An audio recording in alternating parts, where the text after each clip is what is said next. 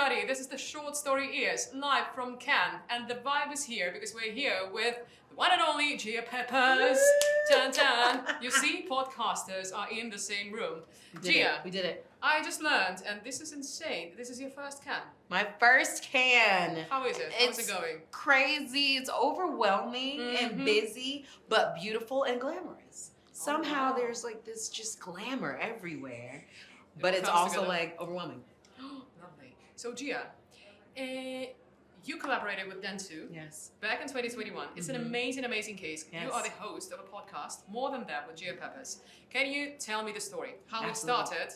Where is it going? Right. Oh, I love that. So Dentsu Good actually was the starting point of this podcast. Simi and her team figured that there needed to be more investment in economic empowerment within the Black community, especially as an answer to all that our community faced in the U.S. in 2020 with George Floyd's murder and all of the subsequent murders and all of the things that were happening, the marches, the protests, the pandemic, all the things that were happening. It just came to a head, and as we saw, a lot of people really decided to pay attention to and invest in the Black community. And so she wanted to do this from a standpoint of creating economic empowerment through a vehicle that would be just as impactful as the dollars, with conversations that move the needle. And so they sent it out to Black-owned media companies, and they decided to partner with Urban One, which is a historic Black woman-owned media conglomerate in the U.S. Kathy Hughes and her son own it. And so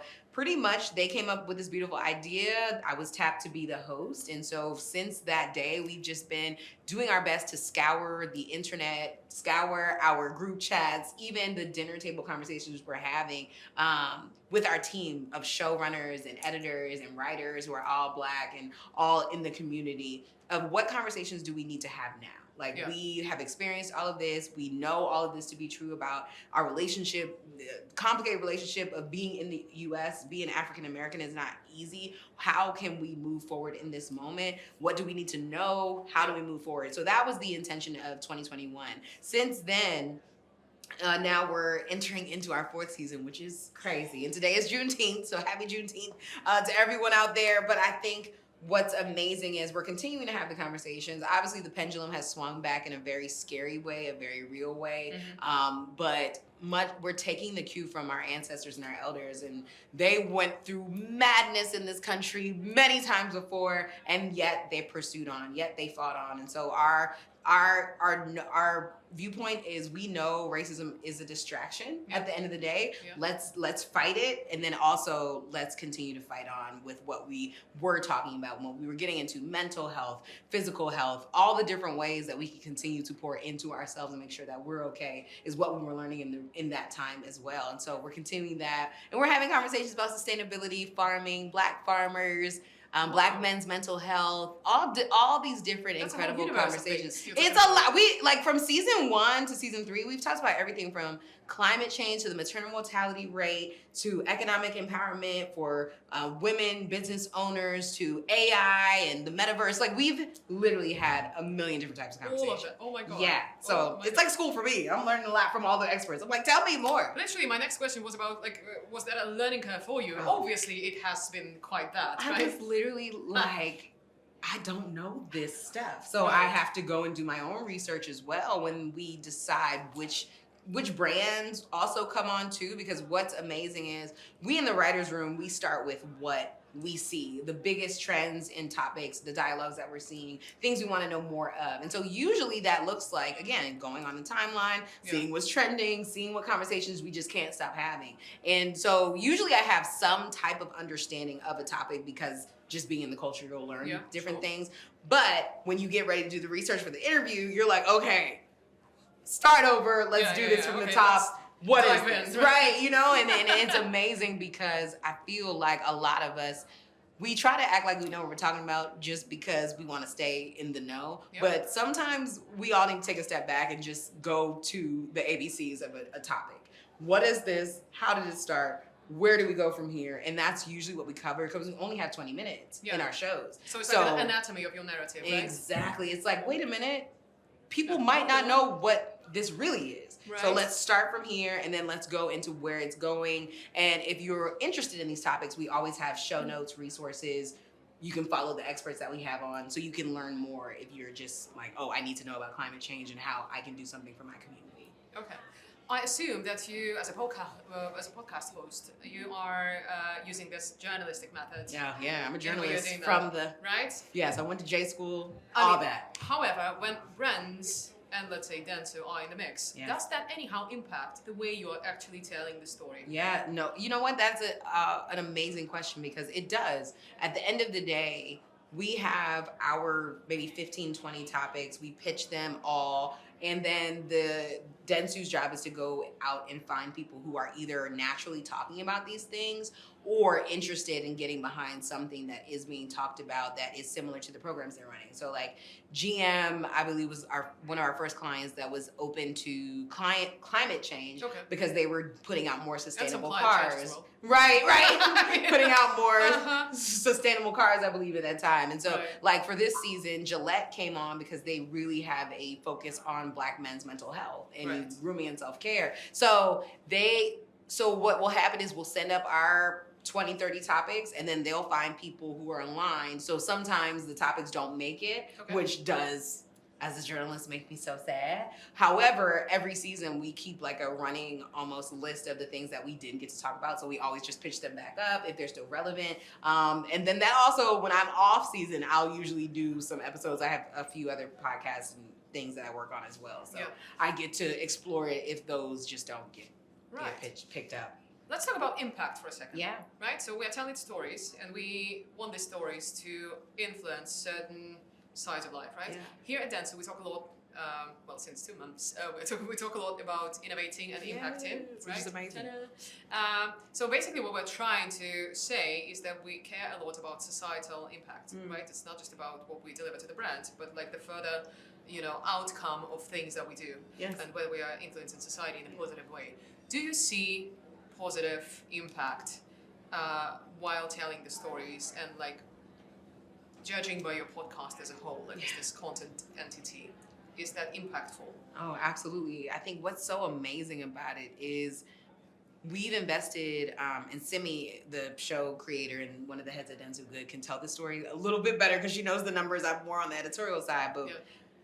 this show has invested $14 million into Black-owned companies, that's from the amazing. media side Right. to the radio side to the production vendors that we use. Like, it's all Black-owned and Black-operated. And so $14 million has been invested through this show. And we're only running half the year. So it's amazing to see Okay. that this work, spans and gives more opportunity to our community. And so I love that, especially because we're in 104 radio markets across the country, over 104. And so that also means that all the Black-owned radio stations that get our show and run our show also get funding. And so I started in radio. My first internship ever was in Washington, D.C., where I'm from, with Donnie Simpson, and he's a legendary VJ. And so just to know that the station that I interned for plays the show is such a Oh, full circle wow. moment. But also, they also get that funding. Radio is one of the last things that we have that has been on forever. Yeah. And it is struggling because all the new innovative ways that we can connect to each other. But I think there's so much importance of having radio, especially on a local level. So I just love that radio gets this moment, and a whole bunch of other Black-owned businesses also get it. So that is the structural side. And then on the conversation side, absolutely have people come up to me all the time and it's like, oh, I was in North Carolina the other day and I heard your show and you talked about this Wow. thing that I never thought about. So it's such a broad landscape.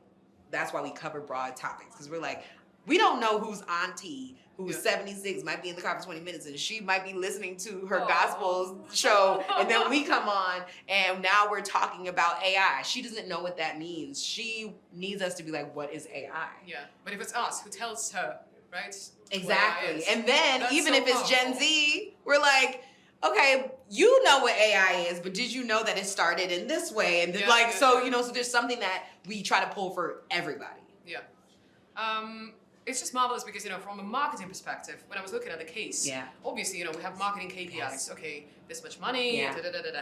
But then, as a KPI, to have things like we impacted that many people, change their motivations, the raising the interest in the good cause, Yeah. like all of those things, when those become our marketing metrics, I think that's like very indicative of the shift that we are bringing to the board. Yes, I think, and in this time in our world especially, we need to do more things with good intentions. Like that good is one. the literal hope for this show, for everything that dentsu does with the innovation to impact this entire movement. Yeah. I think it's so important because there are so many people getting swept up in this moment and being afraid to even say words like diversity, equity, and inclusion.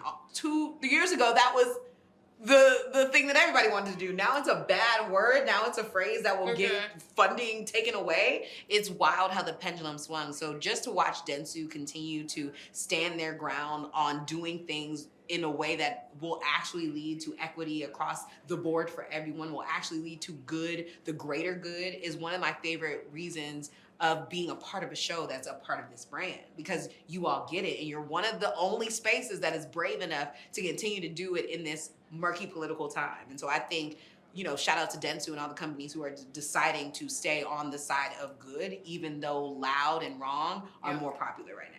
Hashtag good intentions. Good intentions! Just here. Okay, final question. Your major advice for all the podcasters out there. Oh. Okay, so I love podcasts because one of my favorite thing is, and it's wild because I wasn't a podcast girly. When it first started, I was like, I will not listen because I'm a journalist by trade, and I felt like, oh, this is just going to change the industry even more, and now there will be less jobs. Yeah. But what I love about podcasting is there's no gatekeeping. You can get a mic, or you can literally do it on a voice memo on your phone, get it on Anchor, like and you have a podcast. It doesn't have to be special. It doesn't have to be 300 people on a production scale making it happen. It could be you and your mic and your thoughts. What I look at podcasting as is almost an audio snapshot in time, a scrapbook. And what I think about, which is wild, is I would have loved to hear my grandmother's voice. I never met her. I never knew her. We don't have any recordings of her voice. I think about my great-grandchildren and how how many years, because I don't even have children yet.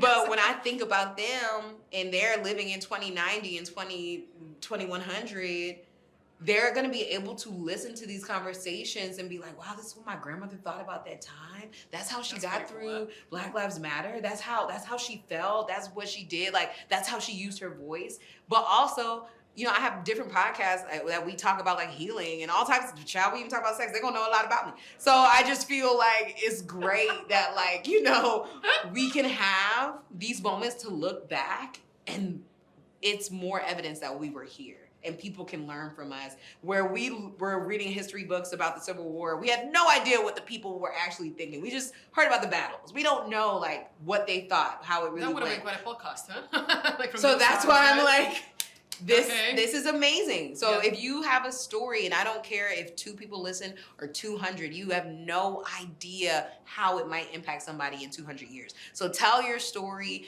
your future self. You could be 86. I could be 86 and listen to this conversation right now and be like, that was nice in the south of France. I had a good time in the south of France. And I think that's just such an amazing thing. So podcast, tell your story, find your audience if that's something you really want to do. But sometimes it doesn't have to be monetized. Even documenting your mindset. It's so liberating. It's just so liberating. Tell your story. Don't let anybody tell you can't. And it's like free-ish, right? The mic might cost you some money, but you can get on GarageBand and just press pause and play. Go for it.